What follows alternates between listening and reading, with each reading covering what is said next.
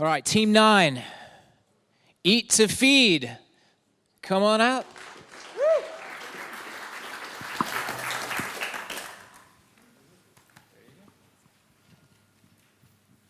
Hi. So, kia ora koutou, everyone. How was the food tonight and this weekend? It was pretty amazing, yeah? Yeah? We were pretty lucky to have such amazing catering and get access to this beautiful food. But I, unfortunately, am going to give you a bit of reality check of what it's like for the rest of the world. People are hungry. Globally, 1 in 9 people live in hunger. In our own country, New Zealand, 1 in 7 are food insecure. So that means they don't have regular access to food. And meanwhile, we know there are a lot of organisations who are doing amazing work to try and fight this problem, but they're really under-resourced. And we also know that consumers don't have any real link between themselves and world hunger. So we want to make a change to all of these. So this is our team. We didn't have a specific set of skills that made this happen. We had a shared passion. We had a shared passion to end and fight world hunger. And as our mentor said, you know, it might be love that gets you into bed at night, but it's passion that gets you out in the morning.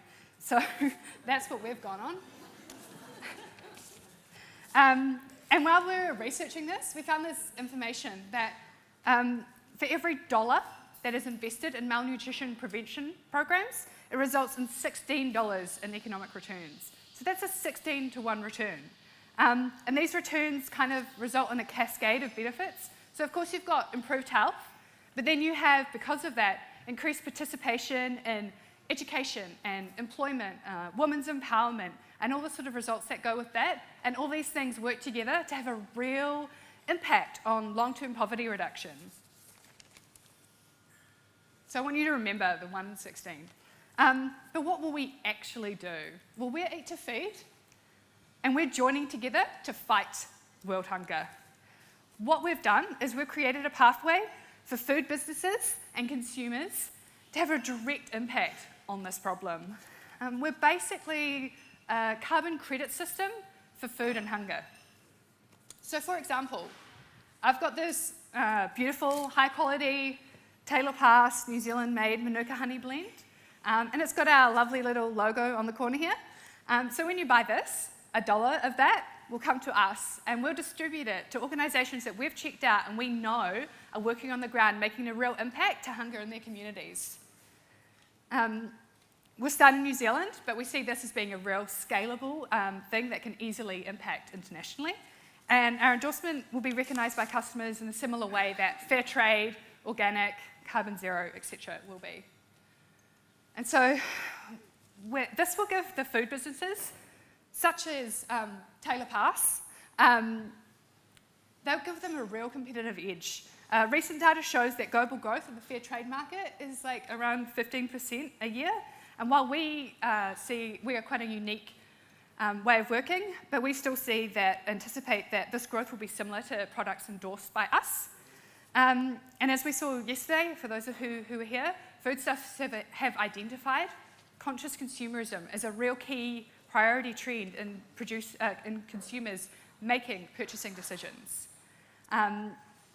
We've found in a survey that we conducted with consumers that 80% are willing to spend $1 more per item that fights world hunger. And we found that 85% would feel better about consuming it, and as I'm sure a lot of you can understand that. So one of the key things that we found when talking to people was that transparency, especially consumers and food businesses involved, transparency is really important.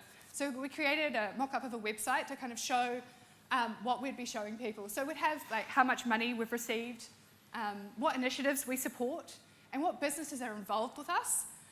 And we'd also have links to reports and stories and how the money we are donating is actually having a real impact on hunger in those communities.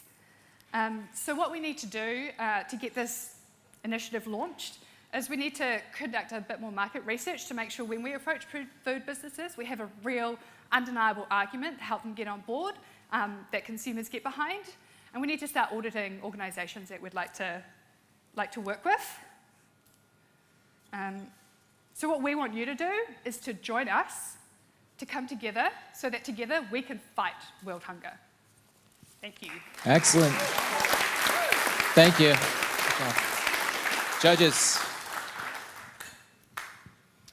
So thank you for that. And so I like the idea, and it's it's been proven that type of tick approach does work. I just really encourage you to push your thinking out there. Yeah. So with foodstuffs or whoever, particularly for online shopping, they'll be able to track who's buying these types of sustainable foods and tell me how many credits have I bought this week, right, over, and it could be foodstuff and whoever else, and then connect me to the person that I'm changing their life. So I think using big data and even augmented reality and things like that, you can give me an experience that will motivate me to do more and more. So you can do much more than just a tick, is my message. Yeah, awesome, thank you. It's a great idea. You can also think about the blockchain for implementing some of this, and we can talk more about it later. Yeah, cool, thank you. Well done. Two key aspects. One is you've got a clear mechanism, empowered customers can make the choice. And secondly, you address the issue of trust and transparency. So if people do make the choice, they know it's landed on fruitful ground. So well done. Thank you. Thank you, judges. Great comments. Thanks so much. Appreciate it, Sarah.